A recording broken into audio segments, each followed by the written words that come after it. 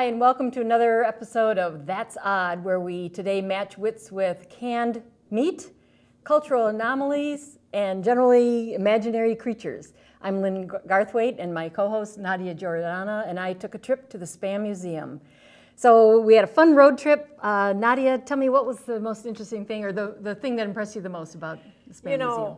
The thing that impressed me the most was that it even exists to begin with. Who would have ever thought there was a museum dedicated to spam, of all things? And I have actually been, you saved the day for me, because I had actually casually, very casually mentioned it to my husband on more than one occasion. Let's just take a day trip drive down to Austin, Minnesota, and visit the Spam Museum. Right. He didn't go with that? No, he didn't go for that. Yeah. There's always something a whole lot more interesting that he thought we could be doing. Mowing the lawn, trimming trees, sure. So when I tricked you into it, Clever. We were able to take a day off and drive down there, especially when we needed some ideas to do this show, and get down to where the museum was. And the thing that surprised me is that it's so clean. Yeah. So clean and sparkling, and there's a whole bunch of interesting things. I'd love to take grandkids there. Yeah. Because there are different modules, different spots and spaces, things that you can do. And of course, in our clip in a little bit, there's a couple things you and I did that kids will have. They have a dress-up area. Hint. Yes.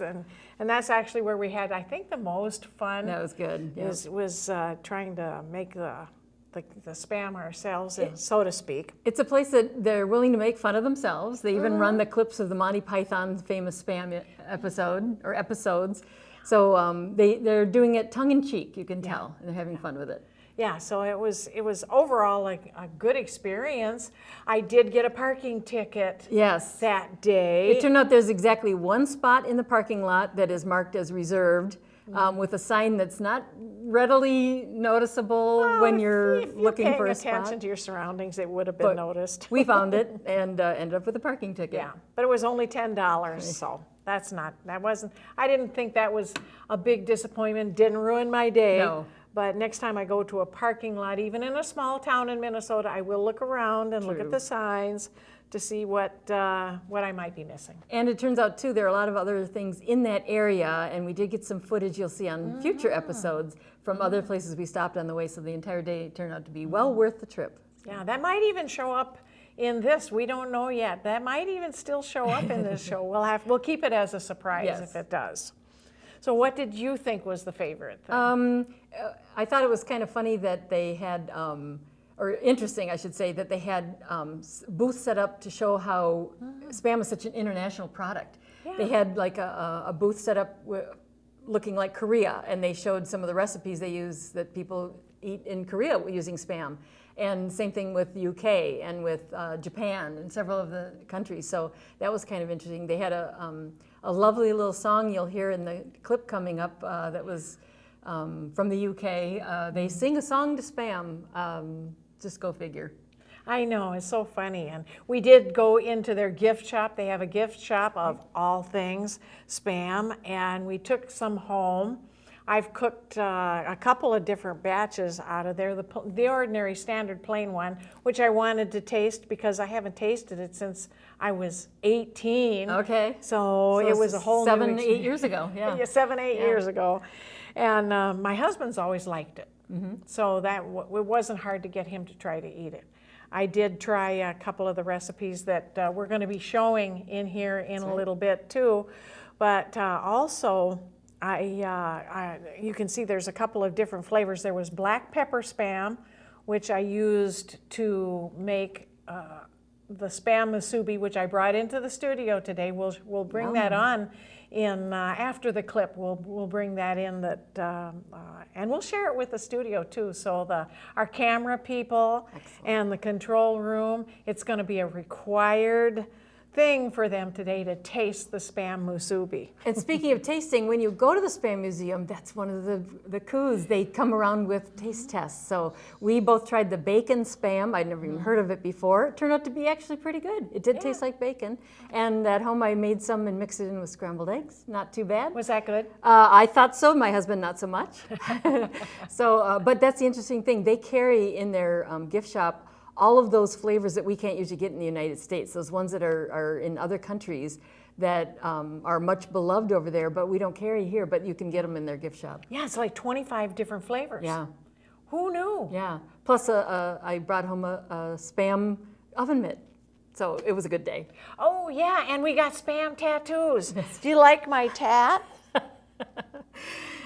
We were going to get tramp stamps, but decided to go with the hand one instead. So we want you to enjoy the clip. We have a clip of all the adventures we had at the Spam Museum, and it ends with the cooking segment. You'll get to see Nadia cooking up Spam musubi, which is just a must try, and we'll be trying it after the clip.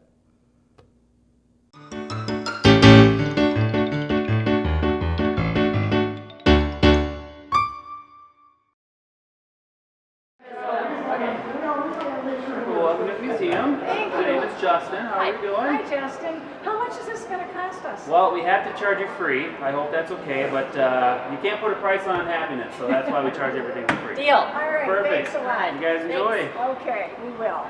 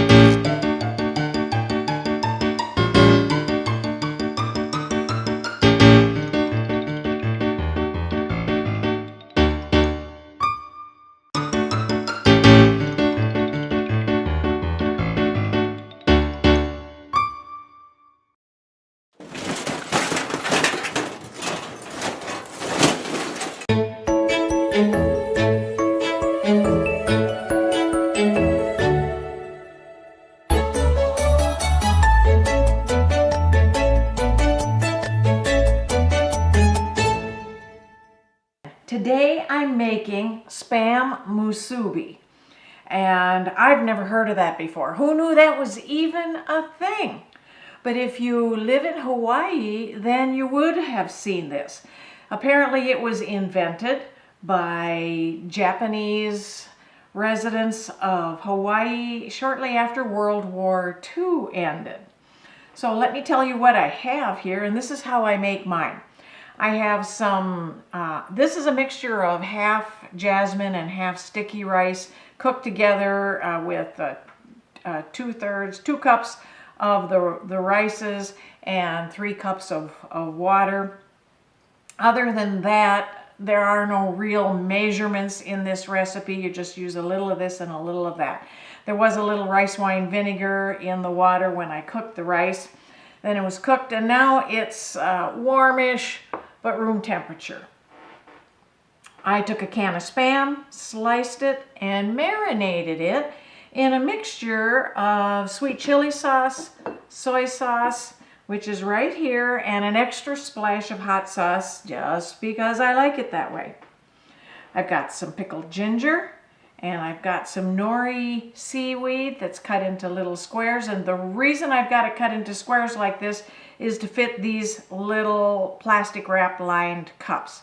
Oftentimes you'll see the musubi done in the shape of the slices of Spam, but you can do it in a lot of different ways. You'll see that online if you look it up online.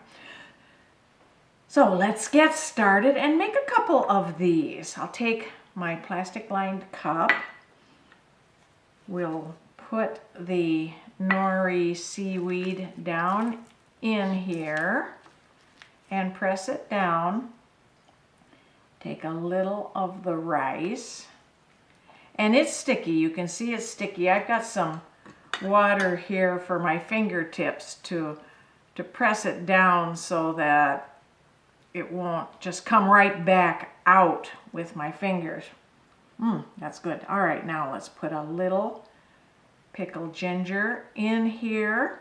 I might even drizzle a little of that sauce in here. That's optional.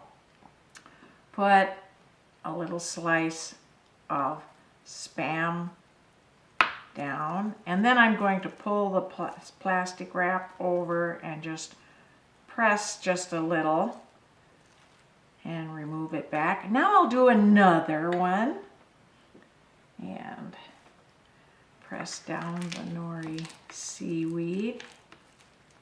That works quite nicely. Wet my fingertips. Put a little bit more rice in this one, I think, just because I like it. Press that down. I think I'll put the sauce right down into, I like a little of that sauce drizzling down into my rice. Pickled ginger, slice of Spam, and press. You can see how juicy that is. All right, now let's try and see. I like to mold these, let's turn it this way, mold these out onto these little stainless steel plates and remove it. That's very good. Look at that. That is absolutely beautiful. Can you see it? Lovely. I think I could build it a little bit higher. And let's try another one. See if this one comes out the way I'd like. And it did, as you can see. Well, we have a wonderful winner there, and that's called Spam musubi.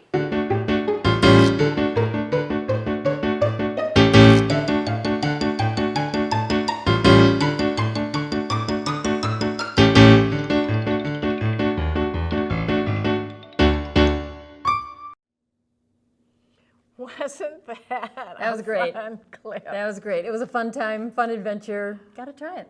Yeah, it was totally cool being there, and we had a lot of fun.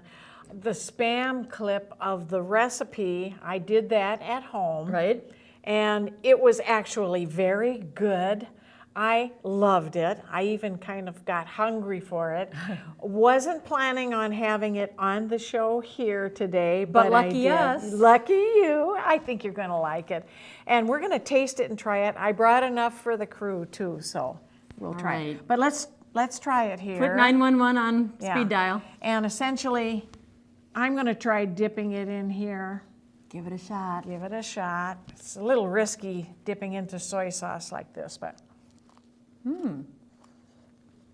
It's actually very good. A lot of flavor in that. And I can taste the Spam. Good job, Nadia. and the rice in mine is just a little bit, could have been cooked just a little bit longer, but the overall flavor actually, It's very good. it's fantastic. Who knew? Who knew you could get that out of Spam? I'm So, loving good that. job. All right, well, I won't eat too much because we have to talk. We need to talk. So some of the things that you saw in the clip showed you what fun the Spam Museum is. I had a thought that if there was a weather emergency or some kind of natural disaster, I would head to the Spam Museum because you could eat for a month and not starve. You'd be just fine. So how about you? What was your thought? Well, if we were stranded in there and needed to get some Spam, besides raiding the gift shop, there's Spam that runs along a train track all the way through the entire place. That's right. And it's a whole variety of flavors. If we could reach that high, I'm a little bit short, we could pick them right off of that. Throw a baseball up there, hit a few, Yeah. whatever, and probably raid the storehouse in the back if we needed Yeah, to. So we sure could. it was a good time. You got to visit that. So Yeah, it worked out really well. and an adventure in cooking, never hard to do. Oh, I know. And I think other people may want to try this recipe. Mm-hmm. In the store, you can probably get just regular Spam. Right. Oh, darn. But online, you can go online and That's buy right. some of the oddball flavors. And too. I would assume they have recipes on their website. Actually, they do. Excellent. I So- went there and I looked for some, and of course I had never heard of Spam musubi Right. until now. But here we've got a camera person in the studio that knew all about it. Exactly. And of course, I've talked to other people since that knew all about it. So hey, it's not nearly as unknown as I originally thought. It's an adventure in a can. I like that. I like that. So, well, and that same day, we were buzzing around the town of Austin. We ran into Buffy the cow. That's right. Buffy is a very large cow. You'll probably be seeing more of her as time You'll goes see by. her. You'll see her. Yeah. We had a little fun with Buffy. Yeah. And yeah, the town of Austin is very beautiful. And getting to there, we stopped at a couple other places along the way. Clips of those adventures will show up in future episodes too. We don't want to give too much away, but we managed to, again, escape unscathed from those adventures. Yeah, we try to stay out of trouble, but it doesn't always work that way. Trouble follows us. And trouble seems to follow us in that respect.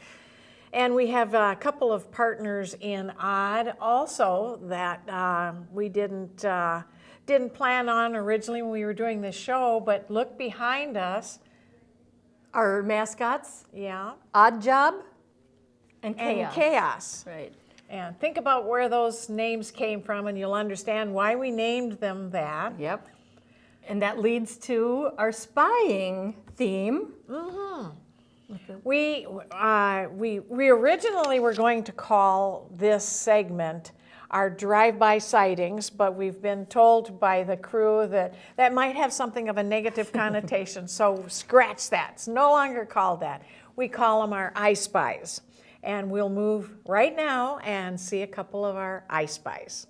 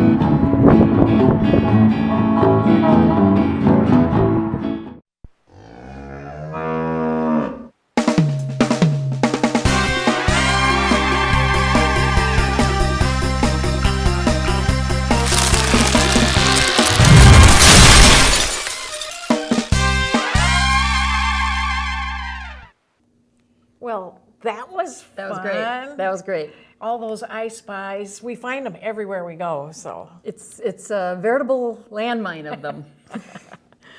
Well, I want to give you another Did You Know, Excellent. since you've brought that into our program, and it's getting more and more interesting. I spend my evenings looking them up once in a while. Right. Did you know that the glue on Israeli postage stamps is certified kosher? No. Oh, interesting. Isn't that odd? Probably on their envelopes too, maybe, the envelope flaps? Yeah, I'll bet it would have to I'm be, going to wouldn't guess it? that. Yeah. I've got a did you know, the blue whale, this is a whale of a fact. The blue whale is the world's largest animal, and it's so large that just its tongue alone weighs 3 tons. And just to put that in perspective, the largest land animal is the African bush elephant. The African bush elephant entirely weighs 6 tons. So the equivalent of 2 tongues of the blue whale. That's a Weighs as much as an elephant. half of an elephant, because it takes 2 3-ton tongues to weigh as much as an African bush elephant. Say that fast. Yeah, So, Did you know that? I did not. I did not know that. I did not know that. What else don't I know? I have another one. An ostrich's eye is bigger than its brain. Oh my goodness. Okay. I guess maybe we didn't know that, but No. are we surprised? But when you look at the shape of its head, there's not a lot of room for a brain there. No, there's about that My much. dog had a brain we figured about the size of a walnut, because that was about as the capacity for learning. So Yeah. So an ostrich must be even smaller than that. perhaps Because they're not pecan exactly size. all that smart, I That's a don't think. that's a good did you know moment. Well, on that note, we're going to say goodbye for this time, and we will see you again on That's Odd.